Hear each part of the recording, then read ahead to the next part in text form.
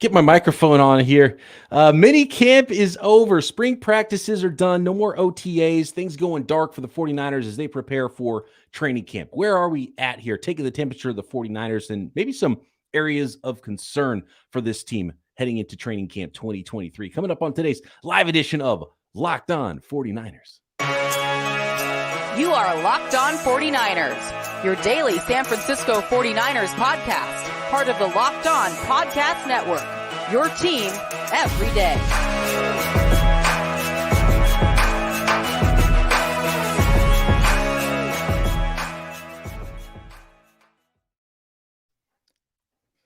Welcome to Locked On 49ers. Brian Peacock and Eric Crocker with you at BD Peacock at Eric_Crocker. Thanks, everybody, for making us your first listen right here on the Locked On Podcast Network, your team every day. Shout out to all of the everydayers out there, and I appreciate you jumping in with us on this live edition to end the week. Today's episode of Locked On 49ers is brought to you by Birddogs. Go to birddogs.com/LockedOnNFL, and when you enter promo code LockedOnNFL, they'll throw in a free custom Birddogs Yeti style tumbler with every order of Birddogs. All right, we get the chat going here. Todd says, let's go. Peacock and Crocker are the best in the business. Appreciate that, Todd. All right, Croc. So yesterday we I don't think we spread it on thick, but we kind of told the story of how this could go really great for the San Francisco 49ers if Brock comes back healthy, right? And then the full season of McCaffrey. We've seen how the running backs have been worked into the offense a little bit more in training camp. That's going to be a feature now, and Kyle's had all offseason to put that into play. Deebo Samuel coming in lean and mean this year. He's got a different mindset. Brandon Ayuk ready to take off. Trent being Trent. George Kittle being George Kittle, right? This could be the best offense. I mean, the best offense, at least for Kyle Shanahan in the San Francisco 49ers era. Maybe even competing with what we saw, the Matt Ryan, the Atlanta Falcons offense. And by the way, that's going to be a future episode of Locked On 49ers where we dive back into that Falcons tape and kind of talk about what we see different from Kyle Shanahan's offense then and now. And it could be a juggernaut of an offense. And we saw some glimpses of that at the end of last season, right? But I want to kind of flip the script here, Croc, a little bit on today's show and just talk about maybe some concerns and maybe tell the different story about how things might go in another direction, because everything doesn't go exactly as you planned. Everything's not always great and easy, and it is often never easy in the NFL week to week. So, Croc, let's start with some of the aspects of the 49ers team that maybe we're not too sure about, or that we could see going wrong, or maybe even some moves the 49ers can make before training camp even starts to shore up some spots on this roster in 2023. I think you have to start with the offensive line. And, I definitely want to make it very clear. I would say probably 90% of NFL teams are trying to improve on their offensive line from wherever it was a year ago. Offensive lines just have not been great over the last few years or so. And, you see Philadelphia Eagles, they're kind of an outlier with an offensive line that just truly holds up really strong. I feel like Kansas City, for the most part in the playoffs, they hold up strong outside of when they just lost every offensive lineman heading into that Super Bowl a couple years ago playing against Tampa Bay Buccaneers. But 49ers, they're just so youthful there at the guard position, so you have to really bank on Aaron Banks doing it again. Spencer Burford being able to be that guy for an entire season and not have to rotate in and out with Daniel Brunskill. Colton McKivitz filling in at right tackle, and not just filling in, like being a starting caliber right tackle for you. I think there's just a lot of question marks, and that doesn't mean that they can't be good, but I would say if there's any one thing where I felt like, man, this potentially can kind of hold back even an offense that looks to be one of the most dynamic groups in the league, it definitely could be that offensive line. And it's seeing some stuff already in the chat. Let us know here. I mean, this is your show as well, and it can be sort of a mailbag show as well here on Locked On 49ers. So let us know what you think, some of the questions you have, some questions for us about the San Francisco 49ers team. I think you nailed it. I think that's where it starts, because when we painted that rosy picture of what the offense could be, and I do think it's going to be a really good offense this year, almost no matter who the quarterback is. Quarterback is one of the things I think we need to talk about today, but the offensive line. So, and not only because Colton McKivitz, and that's like sort of the big story. Colton McKivitz, the new starter now. He was a 5th-round pick a few years ago. He was actually waived after his second training camp with the 49ers, brought back.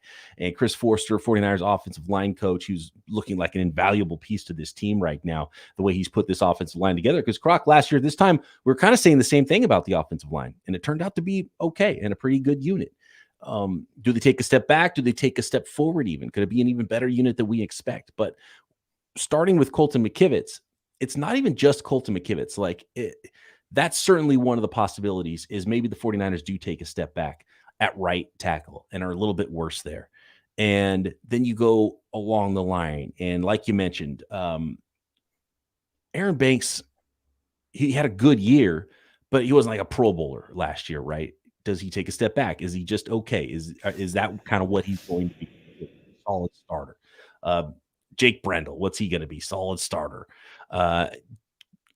Spencer Burford had a nice rookie season, some ups and downs, though, for a 4th-rounder to come in and start as much as he did and play as much as he did. And, reports have been pretty good about Spencer Burford at right guard. But what's that going to look like? So there are some questions, but I think, things look like they could be okay on paper. The big thing for me with the 49ers not really addressing much in free agency or the draft with offensive tackle specifically, because they have a lot of bodies and a lot of competition at camp on the interior at center and especially at guard. They have a ton of guards. But if Colton McKivitz is maybe a step back and he's not great, or even if he's okay at right tackle, Trent Williams is not the youngest guy. Trent Williams has played a full season twice in his NFL career. And those were 16-game seasons. He's never played 17 games in a season. He's going to miss some games. Trent Williams is going to miss some games. Now, you hope it's not a lot of games.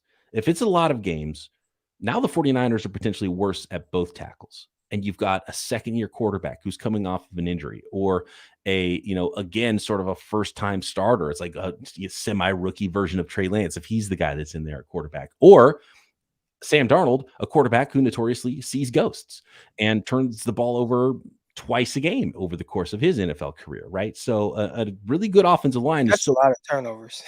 Right, yeah. So an offensive line is too important for whoever the quarterback is as pass protection, and is obviously, so important for the 49ers, who are going to be built on running the football in most cases. So that the offensive line, it's not even just about Colton McKivitz. And when I look at this offensive line now and in the future, it's about, it's almost about Trent Williams as much as it's about Colton McKivitz, not because Trent Williams isn't amazing, but eventually Trent Williams will age out. Trent Williams does have an extensive injury history, and it's not like he's going to get more healthy the older he gets. When Trent Williams misses some games, now we're talking Matt Pryor. Now we're talking, is it going to be Jalen Moore? I don't know. So now you're kind of in trouble on the offensive line, because now maybe you're kind of average and below average in some spots. So the offensive line is key. They not only need to hold serve, but I would really like to see advancements, and I want to see Colton McKivitz, see what this looks like, see him prove that he is a capable starter, maybe even a better pass protector than Mike McGlinchey, if not as athletic getting out in the run game. I want to see Spencer Burford prove that he's a legit every down starter in the NFL in year 2. Jake Brendel, is he a legitimate starter, above average starter, potentially even at center? And, that next step from what we saw with Aaron Banks going from year 1 to year 2, let's see him continue that. And maybe some Laken Tomlinson level play. Who knows? So that the offensive line could be awesome, could be okay, could be average, could be mediocre. And if there's injuries, especially to Trent Williams, there's an opportunity for the offensive line to be the real problem of the San Francisco 49ers. So this could go any number of directions, and I can't wait to see how this group comes together. But I do think one of the most important things a team can have is a really good offensive line coach. And I've been really impressed with Chris Forster. And, I think the 49ers do have that, which is huge. So I do think the line's going to be okay. But if the offense falls apart, the offensive line is probably going to be a big part of that. Even if there is one injury to the offensive lineman, you're probably okay. But outside of that, you start to kind of be a little bit in trouble. If you remember a couple years ago, I want to say during the 49ers Super Bowl run, that year McGlinchey and Joe Staley missed time, and they had to fill in with guys like Justin School and Daniel Brunskill at the tackle positions. And they actually played very well for the 49ers. So, you are in trouble if you have a Colton McKivitz go down and a Trent Williams go down, and you have to figure out how to get by. But somehow Kyle Shanahan, who, we give a lot of credit, just with the offense and how he's able to make something out of nothing or even something out of something. But you go back to 2017, his first year there, the end of the season, man, there was Trent Brown. Remember, he couldn't play for whatever reason. They wanted him to play, or at least that's what the reports were. He's like, I can't play. So Zane Beadles had to play right tackle. And somehow Kyle made it work. So maybe we are, I guess, making a little bit more out of this tackle position, unless you're just going up against a team where it's like, man, these edge rushers, they're just going to destroy you all game. Like, let's say TJ Watt. TJ Watt will probably kick anybody's ass, whoever it is lined up across from him, outside of maybe Trent Williams, on a consistent basis. Like, Watt is going to get his, whether it's McKivitz or anyone else. But it's the others that, you can't let really destroy you. And I think for the most part, Kyle Shanahan, however he has called plays, when he feels like he might be limited at the tackle position, he's done a really good job of kind of masking that as a deficiency.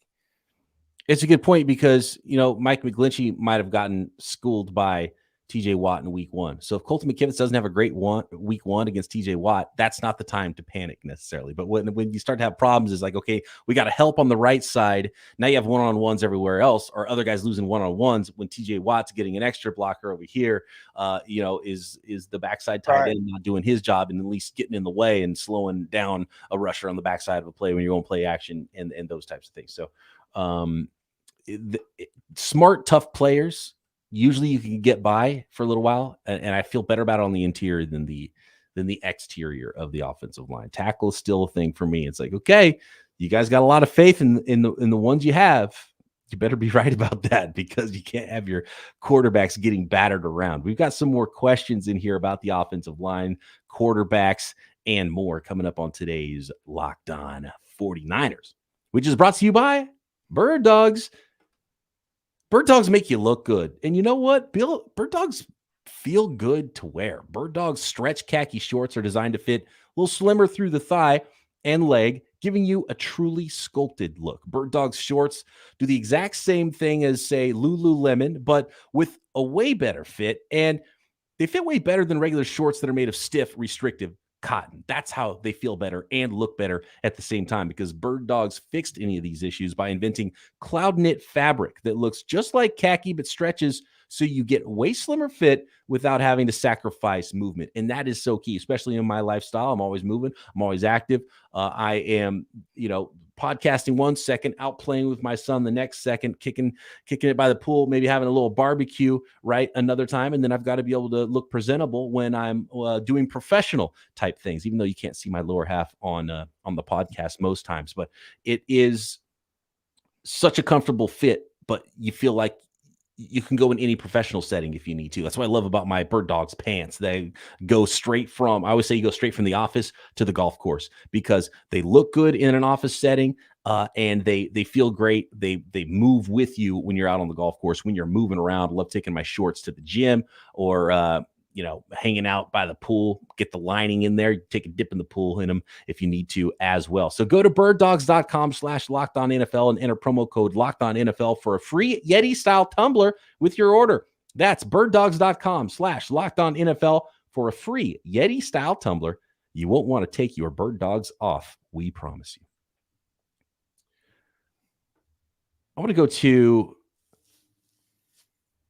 Viet Ta here in the chat. So, is it possible that Colton is this year's Banks? And I'm guessing the question is here more about maybe someone that people don't believe in, and then by the time the season's over, you're like, oh, cool, got a starter that we don't have to worry about, right? And I think he absolutely can be that. And the 49ers fully believe in it. Like, the 49ers are telling us they have zero issue and maybe even are better at right tackle right now than they were going to be before. And they don't have any issue with any of the backups. And Matt Pryor's cool. He's the swing tackle. We're good. Trent Williams gets hurt. We got a guy that can play there. I'm a little skeptical of the Trent Williams part, but I'm bullish on the Colton McKivitz part. Now, his athletic profile isn't great, but again, tough, smart. You can do a lot with that as long as he's not just getting beat around the corner. And look, it's different than, and Croc, it's probably the same way for a cornerback, right? It's much different just jumping in and covering guys, and maybe you start a couple of games and you look okay, and you're smart and you're tough and you know the system, right? But then you got guys watching film on you every week, and you got these guys that are stars and they're studs, and they're like, oh, I see this with this feet. And it's like, oh, I'm going to get this dude here, right? So all season long of that, and if they see you have a weakness, and now they've got 10 weeks of film on you, and there's nobody better behind you that's going to replace you, that's what you start to worry about with a player that maybe can't quite hang athletically with some of the legit freaks of nature that are coming off the edge in the NFL. Yeah, it's the ugly snaps and not compounding those. Do you remember in Colin Kaepernick's first start? And I think everybody remembers like some of the throws. I think he threw a touchdown or a deep ball to like Kyle Williams. And, it's like, man, Kaepernick's on fire. But what people kind of forget is the game that Aldon Smith had where he had like 5 sacks. And he that was the same game. Yeah, same game. And whatever right tackle the Bears had out there, I mean, he was just destroying him, right? Like it was clear this right tackle probably shouldn't be in the NFL. So you just don't want to walk away from a game and have that on your mind where it's like, man, McKivitz, he just might not be able to play, right? Like there are a lot of people that didn't care for Mike McGlinchey at times. But it's like, 80%, 85% of the snaps, it's probably going to be pretty good. And then there's going to be, a player so where he just gets demolished and you're like, gosh, why is he out there, right? And I think for McKivitz, it's just, can you limit the gosh, why is he out there to maybe once or twice a game? But outside of that, you know what? You do your job, you do well, you wall off guys, and you let Kyle Shanahan run an offense. And I think from that standpoint and just kind of being Aaron Banks, can he be that? And I think like that's the hope. And it sounds like even like Trent Williams. I want to say I just saw a quote with Trent Williams saying, man, I'm proud of McKivitz and how he's been, practicing, how he's been preparing. So once your teammates start believing in you, then I think that's when, it gives you even more confidence that you can do the job. Yeah, a lot of belief in the building of Colton McKivitz. And, he was a gold helmet guy in the draft, I think, for a reason, and maybe had to learn some things about the NFL when he got waived. And Chris Forster talked about that, and he came back a different guy. So that's a really cool story there. And Trent Williams even went on to say in the playoffs, not this past year, but the year before when they lost to the Rams, that he had that high ankle sprain or whatever it was he was dealing with in the playoffs in January. And he said he probably shouldn't have been out there, and Colton would have done a better job than he did if he was in the game. And so, Trent Williams has been one of the biggest believers in Colton McKivitz. And one thing Colton McKivitz has over McGlinchey is a better anchor. He's just a more stout, strong guy. And that's those highlight losses. Nobody had worse highlight losses than Mike McGlinchey because, he's that tall, a little bit slimmer build. And, he was athletic and get out on the run and block. And most of the time he was pretty good as a pass blocker. And he was a pretty consistent guy. But then he would have those third downs where, who's the dude that tossed him? That was the one that was like, oh man. Michael Parsons, I think, tossed him. Oh, it was Parsons. But it's like which time? I feel like he got tossed. There's about 5 different times throughout the year where it's just like, gosh, that's not a good look. Todd says, how about last year's rookies? Maybe Zakelj or Poe can become solid backups for this year and continue to develop. Oh, yeah, absolutely. The 49ers seem like they like Zakelj a lot. There were some reports from spring practices that he wasn't snapping the ball very well. He was a college tackle.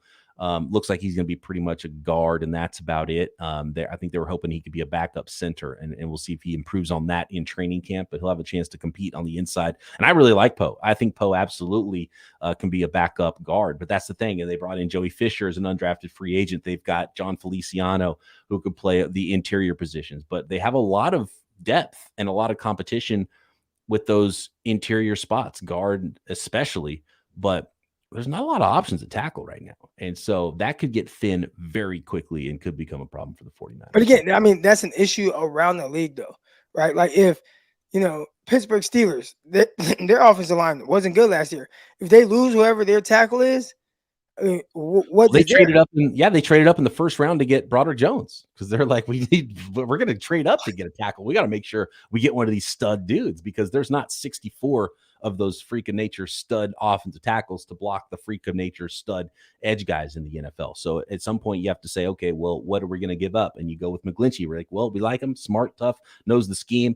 We're going to sacrifice, some physical ability, some athleticism that maybe he doesn't have, because we believe he's going to be in the right spot at the right time and play well for us. And who knows, maybe he is one of the legit starting offensive tackles in the NFL, and we'll find out about it. But that's where I kind of talked about Croc with this team, is they believe in it, not only in the starters, but the depth, because they didn't try it. They didn't even try. They're drafting a kicker and a backup tight end in the third round. That was one of the things why we're giving him such a bad grade in the draft. And it's not like you're going to draft some guy late in the third round and he's instantly going to be a starter for you, but they drafted a 4th round offensive lineman last year and he was a starter for him.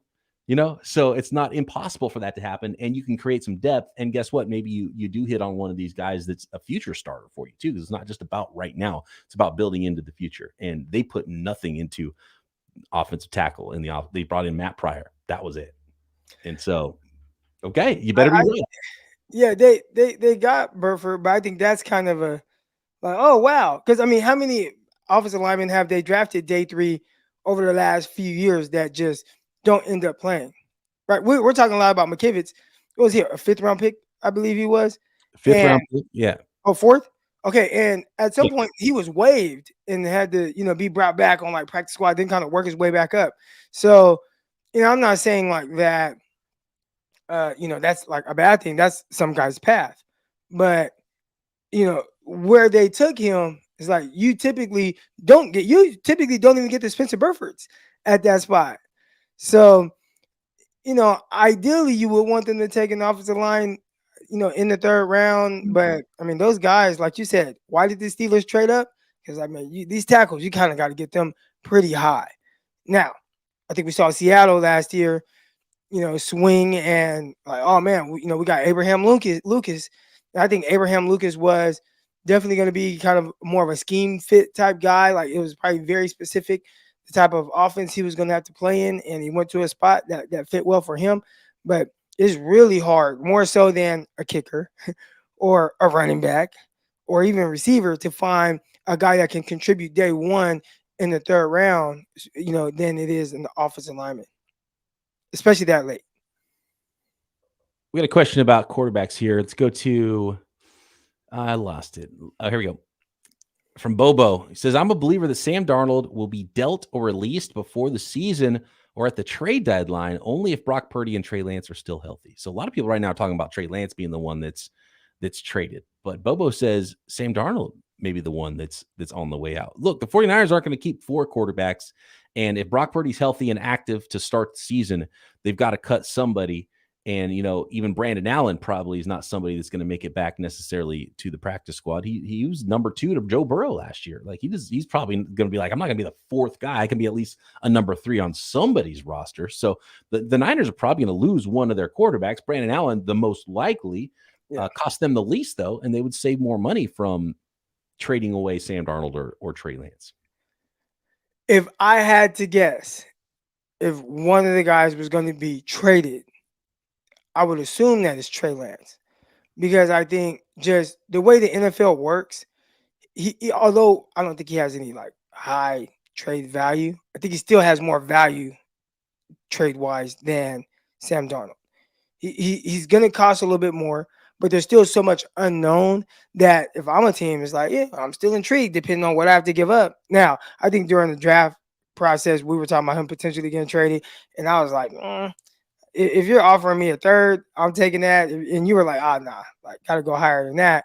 But I think right now, if you feel confident with Brock Purdy and the way his recovery is going, and you're like, all right, hey man, Sam Darnold, loved him coming out. We evaluated him, even though he stunk on the other 2 teams. But hey, we can get the best version of him. And then Allen is just a legit guy that could potentially be a 2, but on your team will be 3. I think there's value there. All right, I'll take this 3rd for Trey Lance and just kind of move on from that situation. That's what I would do. Because here's the other thing that you run into. Anytime Brock Purdy messes up, the chatter is going to be loud.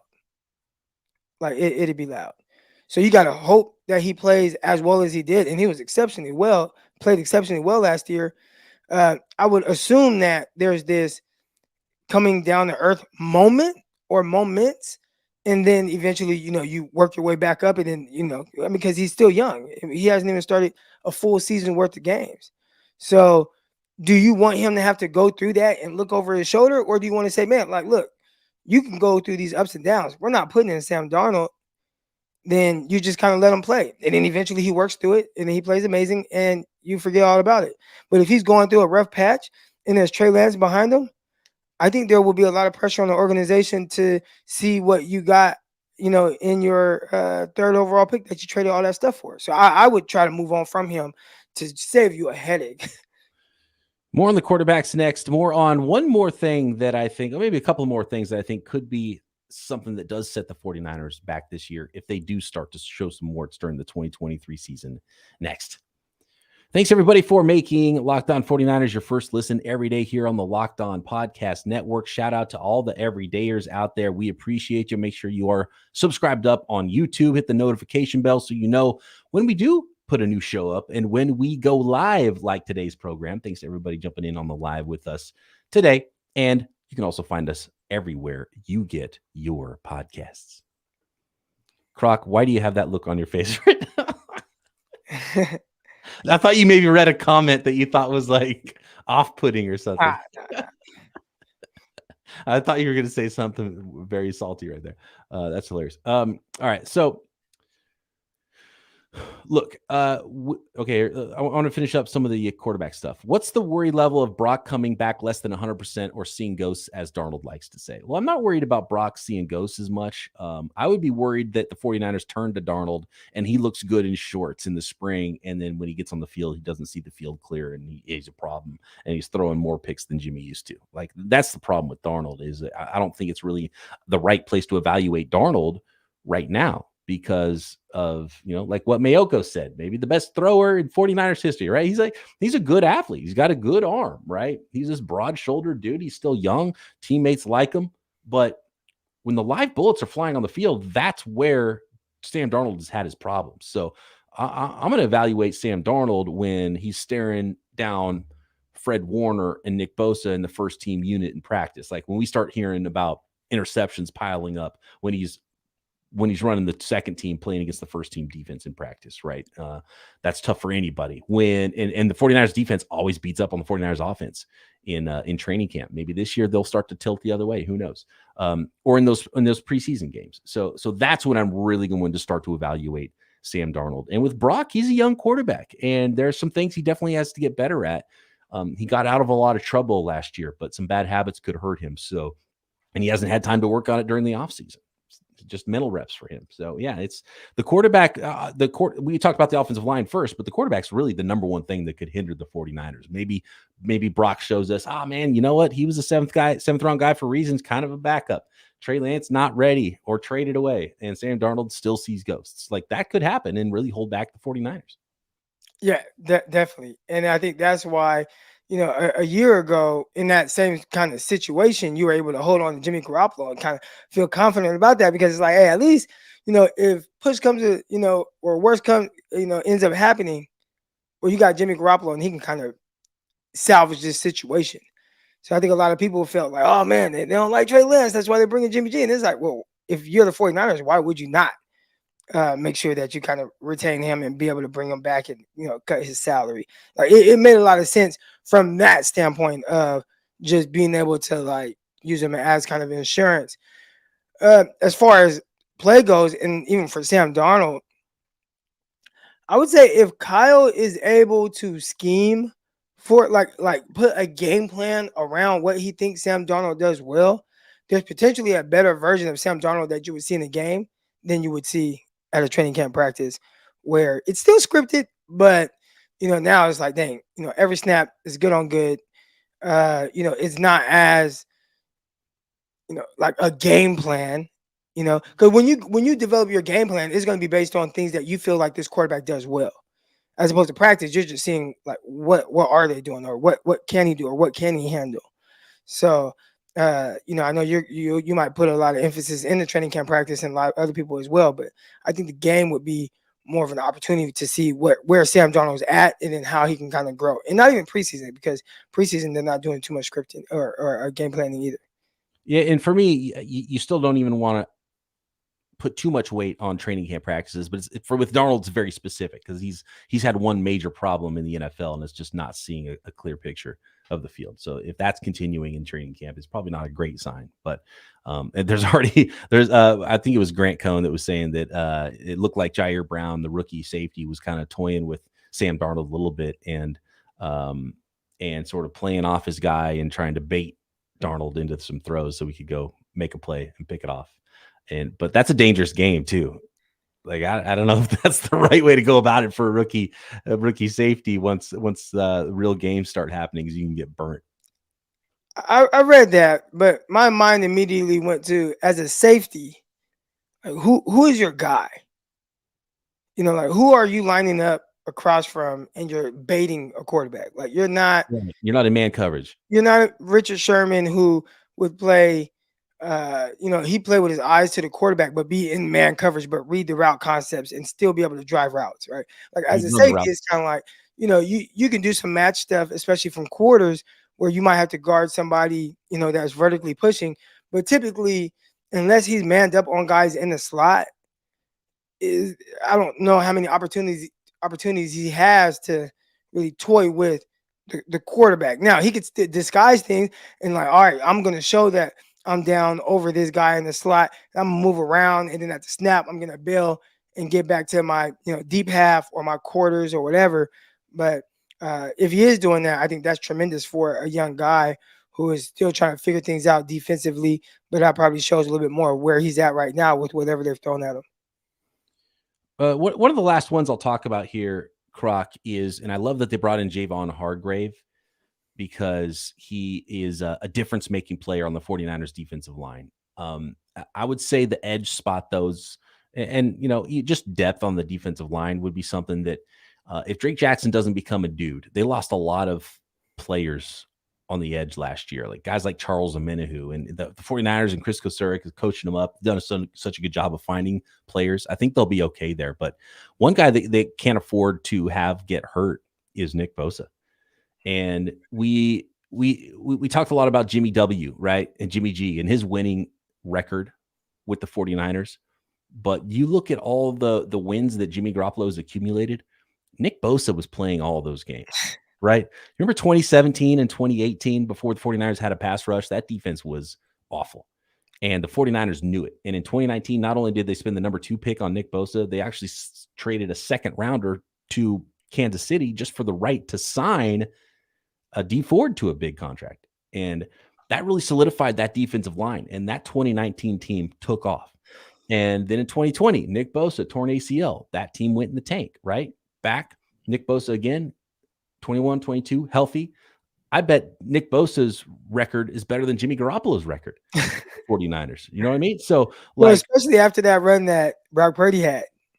Yes, exactly. Right. So, I think that's probably the most important player on the 49ers. And if they're getting mediocre play out of the rest of their edge guys, and then Nick Bosa is out, and he's had some injury problems, and we've seen what his brother's gone through in the NFL with a lot of injuries as well. So, that's a worrisome thing for the 49ers. And if you look ahead to the 49ers in the future, and you're like, okay, Trent ages out, George Kittle is in his 30s, right? He's in the second half of his career now. Running backs are running backs, so any injuries could happen there. If you're building the offense around Christian McCaffrey, you get hurt in the first play of the season.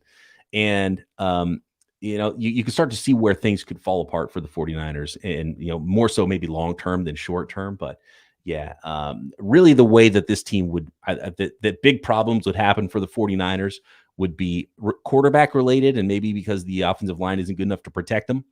And Bosa, those are the real injury factors and the real factors that could really derail, I think, a 49ers season. You think Hargraves can make a big enough impact to overcome maybe a loss of Bosa for a couple games? Because I think that's what you hope, right? Like, outside of Bosa last year, there wasn't much.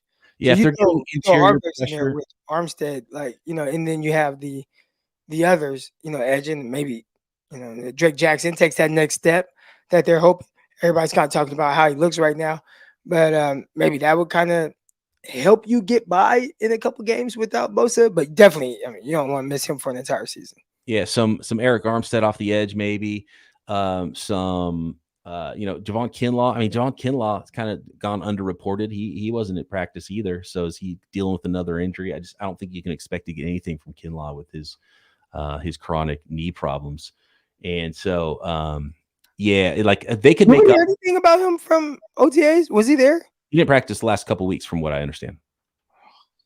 Or at least at minicamp, for sure, he wasn't practicing. And I don't think he was practicing maybe at the last OTA either. Don't quote me on that because I wasn't there, but I did hear reports from, and I don't remember where I read it, but Kinlaw was not on the field, at least recently. And it's kind of the same, Elijah Mitchell too, same deal. It's like, man, you guys are not able to practice already, even if they're just holding you back. It's like, okay. So, but yeah, as Bobo says, that's one thing they could do before training camp starts is bring in another edge guy. And so I think that's what's going to happen, when they go back into their holes and take some time off and look at the roster again here. There are some players out there. There's NFL players out there that are ready. So if there was any injuries that popped up during minicamp and OTAs that we don't know about yet, that could be a factor. If what they hoped they saw from maybe some guys that made them not sure, they could definitely do some moves. And I think probably edge would be the spot that they would do that. Frank Clark, would you be opposed to having him? And I seen in the chat, it says Frank Clark, he's kind of a jerk. He's different. He kind of reminds me of Ahmad Brooks, where he's just going to do some bonehead stuff at times, but like he's also going to make some plays when you need it most. I would like to have. It would be a pretty dire need, I think, for me to want to go to Frank Clark, but there's other guys out there too. So I don't think you have to go straight to Frank Clark if you don't think he's a culture fit for you. Man, I mean, a lot of I get what you mean, but culture fit. But I mean, he is a guy that he's played on championship team. I mean, he's a good player for sure. I mean, there's no doubt about that. But in Yannick Ngakoue too, what's going on there? Is he not a good culture fit for teams? Because no team seems to want him for more than a year at a time. Jadeveon Clowney's, be like in the journeyman portion of his career as well. So I wonder if it's more than just these guys as players with some of the edge rushers that are still left on the market. Talking about Clark, and I see in the chat, Viet says we'd rather him be our jerk. Talking about Frank Clark, and that reminds me of guys like Patrick Beverly, right? He's like, gosh, cannot stand Patrick Beverly, but then when he's on your team and does his little stuff, it's like, oh, kind of like it. Let's go. Yeah, Terra Dome says here, every championship team has a jerk. Draymond Green, Dennis Rodman, Bruce Bowen, Charles Haley, etc. You need that. Bruce Bowen. Oh my God. So Bruce Bowen, we're talking about 14-year-old Eric Crocker living in Fresno. I'm at a basketball game. In comes Bruce Bowen. Now listen, I'm a big sports guy in general. I know people be like, stick to football. Dude, I've loved sports my entire life, all sports. And I see Bruce Bowen walk in. I'm 14 years old. Oh, that's Bruce Bowen right there. Walk to the high school game. He's from Fresno or that area. And I catch him just one-on-one. And I think I was about to go to the bathroom. Maybe he was walking out the bathroom, but boom, me and Bruce Bowen. I say, man, Bruce, I love the way you play basketball. And he was like, and the way he looked at me, and I don't remember exactly what he said, but it was something very smug. Shut up, kid. Along those lines. And I just remember for the rest of my life, I just hated him. He was a Spur and stuff, Lakers Spur rivalry, but now I can't stand Bruce Bowen. But man, that's the perfect compliment for someone like Bruce Bowen, because you're not like, oh, starstruck. Hey, Mr. Bruce Bowen, you're a famous player. You're like, I like the way you play. You recognize that he plays a certain way. I would think that he'd be like, that's the best thing that you could say to me. But he's like, F them kids. Yeah, F that kid. Little nappy head, little boy. All right. Pretty sure that's what he said. He said that? No, but that's probably what he was thinking. But he said something that was where I just remember him walking away and be like, wow, did he just is that for real? Wow. He lives it.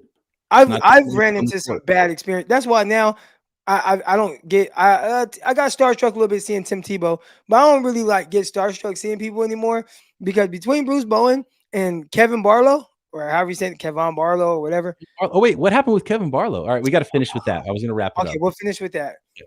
When I was a kid, Stockton, California, 209 North Side, right? I used to take the bus when I was in middle school to watch the 49ers training camp practices.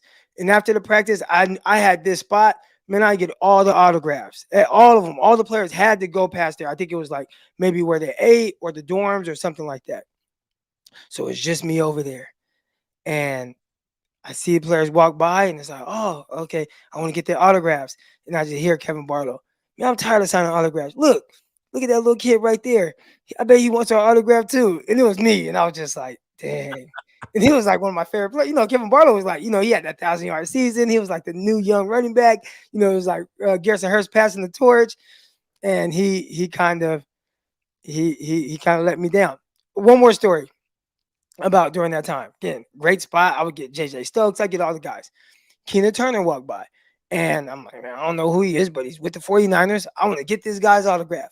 He said, son, do you know who I am? I'm like, no. And he said, well, look, you got to go find out who I am. And if you come back, like, tomorrow or whatever, if you see me again, I'll give you an autograph. So I went home and I had this plaque from like the 49ers 1988 Super Bowl championship or whatever. So I looked, found his face. He looked exactly the same. Went back up there. You're Keenan Turner. And he said, yes. And he signed it. And I saw him, when I was credentialed, I'd see him at 49ers practice. So I told him that story and stuff. He thought it was pretty cool. That's fantastic. I love that. All right.